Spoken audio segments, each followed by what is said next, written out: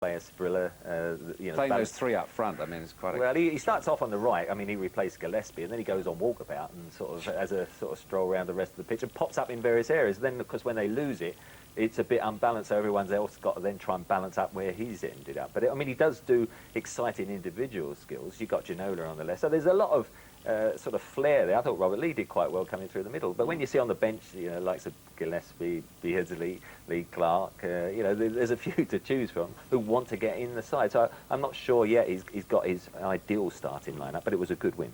What about Neil Sullivan? Talk about recurring nightmares. It must be about 1,000,000 to 1 against that happening. Well, I thought that, he was going to tell us about this mirror he broke or he'd walked under a ladder or something. I mean, it's been a dreadful few days, isn't it?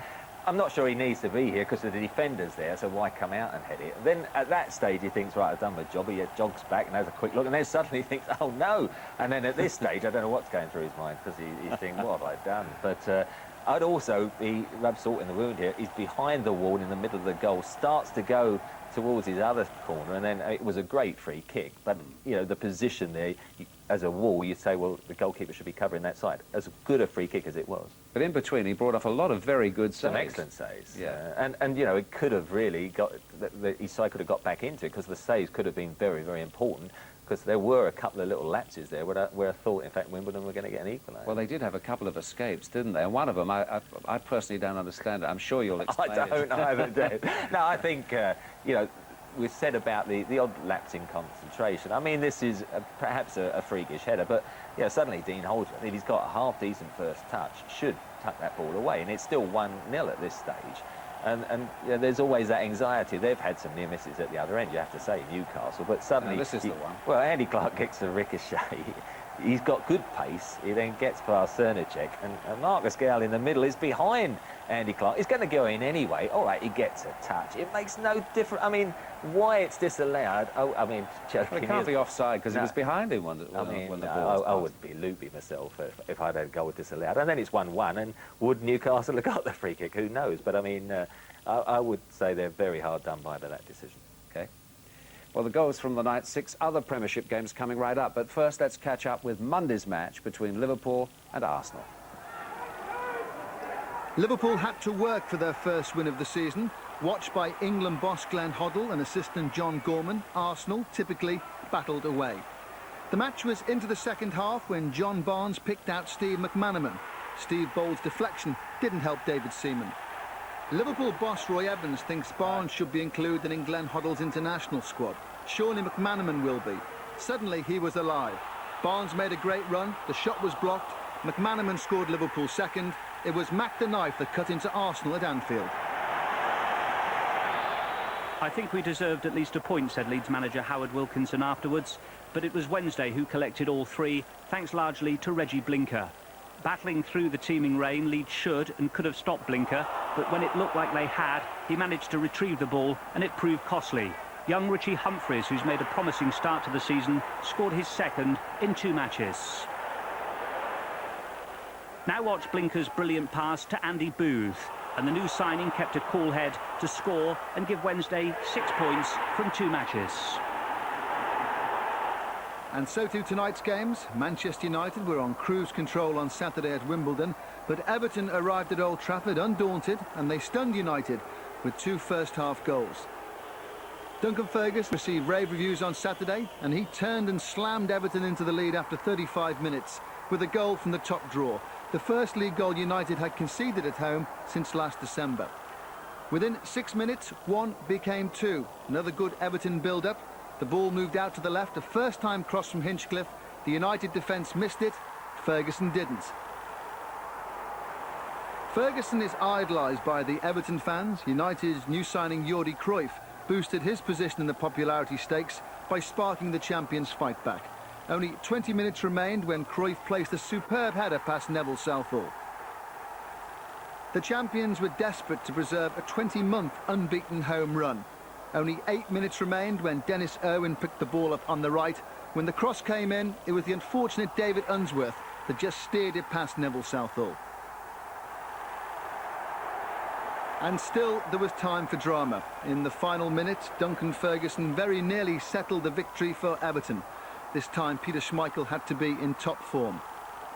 And there was drama after the final whistle too. It's reported tonight the Football Association will call for the referee's report on the behaviour of United boss Alex Ferguson. He had to be restrained by his assistant Brian Kidd and Old Trafford head of security Ned Kelly as he moved towards match referee Graham Poll at the final whistle. Blackburn Rovers with no points and now no Kenny Dalglish after tonight's announcement that he's to leave his job as director of football. Aston Villa, who got off to a shaky start at the weekend, sneaked a 1-0 win. It could and should have been 2. Ian Taylor's goal didn't count. But the replay, as you see, shows that it should. The referee unsighted.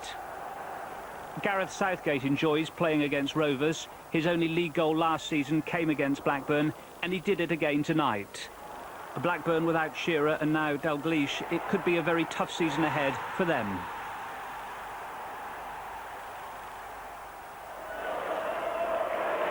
Nottingham Forest got off to a great start with an away win on Saturday. But tonight at home, the boot was on the other foot. And to be more precise, it was on the foot of Sunderland's Michael Gray. He went forward and hit a great left-footed shot in after 7 minutes.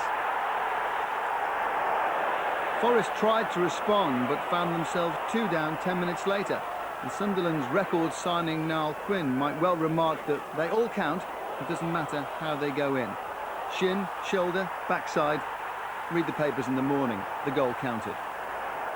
In fact, the goals were flying in. There was very nearly another candidate for goal of the season so early in the season. Stuart Pearce crashed the shot onto the bar. It came down, stayed out. Alfie Haaland put it in. 2-1 for promoted Sunderland. And there wasn't long to wait for the 4th goal of the game. This time it was a typical Niall Quinn goal. Using his height and power to advantage, the evergreen Paul Bracewell supplied the cross. This was a painful night for Nottingham Forest. The 4th Sunderland goal came from Richard Ord. Forest boss Frank Clark revealed after the game 6 of his players would be fined for arriving at the ground late. Great night for Sunderland now. Tottenham enjoyed taking 3 points away from home on Saturday, and they took the lead at White Hart Lane tonight. Teddy Sheringham had taken the captain's armband in the absence of the injured Gary Mabbutt, and it was the England international, growing in stature every season, who took the free kick that put Tottenham ahead. But Derby's motto for sure is it's never over till it's over. They staged an incredible comeback to take a point on Saturday, and Christian Daly's header in the last minute repeated the act for the Premier League newcomers tonight. 1-1 the final scoreline. A real hammering at home in their opening game. Coventry could only improve at Upton Park. They did, but they might have got so much more. Coventry eased in front in the 12th minute. New signing Gary McAllister, the man on target, with a brave diving header. West Ham United finally got back on level terms when Coventry failed to clear Dick's cross properly. It reaped a big dividend for Mark Reaper. It finished 1-1 at Upton Park. Leicester City will be very happy with their return to the top flight. At Filbert Street this evening, they beat Southampton 2-1. Emile Heskey was the star of the show, his first goal coming after just 6 minutes.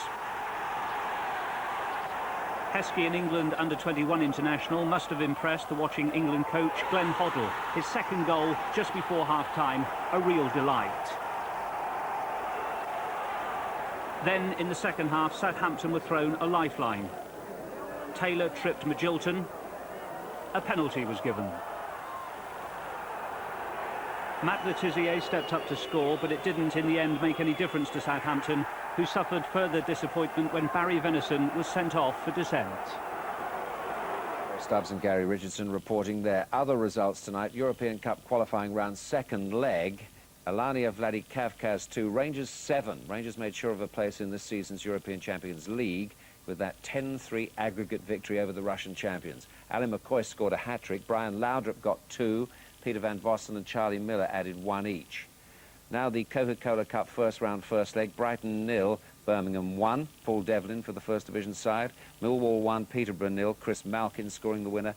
And Shrewsbury 0, Tranmere 2. John Aldridge scoring Tranmere's first. The 18th season running he's scored in English football. Now, Dalglish leaves. Quits, or by mutual agreement, what's the story there? Well, I don't know the ins and outs, but I don't think that director of football was a great job for him. I think that Dalglish always has to be involved. I think he needs to be in the dressing room. I think he needs to be number one. I think he was a bit disappointed he wasn't involved more at Blackburn. But it's an absolute certainty he'll be back in some capacity in football. It might not be tomorrow, but it'll be in the near future. I don't know if he's got a job lined up or whatever. I wouldn't have thought so. But if I was a chairman of a football club and I knew he was available, there'd only be one person I'd be going for. I mean, he's got a terrific track record. Wonderful record. Fantastic track record. Any possibility of him managing abroad, do you think? I wouldn't have thought so. It all depends what comes up. Yeah. I think he'll only take the job if it's right for him. I think he's come to a stage now where he might have one last tilt at it, and if the job came up and it was right for him, then he'd go for it. But certainly he needs to be... There's two players I played alongside at Liverpool who live and breathe football. One was Souness and the other one was Dalglish. And both of them need to be in charge, they need to be in control. And I think that's what was missing at Blackburn. Well, he'll be missed if he doesn't take a job somewhere, won't he? So yeah, it'd be good to see him. We need these interviews after the game. We need don't those really? long interviews. Now, England's squad will be named tomorrow. Any feelings about that, or what might happen? It's interesting. Glenn Hoddle's been at Southampton games, hasn't he? Matt Letizia. I mean, he was watching them play Chelsea on Sunday, and I mean, to go to see him play Leicester tonight. He was at the Leicester-Southampton That's right. game. You think, well, he wants to get him in, but he hasn't done too much in those opening games. So it'd be interesting to see if he figures. I mean, Beckham, could well be in. And it would be, I would think, a hardcore of what the Euro '96 squad was, one or two new faces.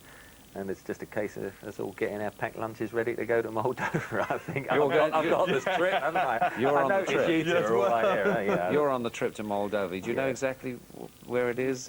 Roughly the Russian Russia-ish. area, border of Romania, and take some food, I think, is the line of... 46 flights, is it? Yeah, thanks. I'll send a postcard. He'll get there next year. And you're expecting young Mr. Beckham to be part of the... I think he's... I mean, I don't expect him to play. Who knows? I mean, it depends the system. I think he'll play wing backs, Glenn, rather than sort of using ordinary wide people. But I think he's done enough to be included in the squad to sample the experience. And I think perhaps one or two others. But I think Beckham would be there. Yes. Gentlemen, thank you very much indeed. Well, now the name Ferguson will feature in the sports headlines tomorrow. The FA will call for a report into the behaviour of Alex Ferguson after Manchester United's draw with Everton, and Duncan Ferguson, whose 2 goals gave Everton that point at Old Trafford. Good night from us.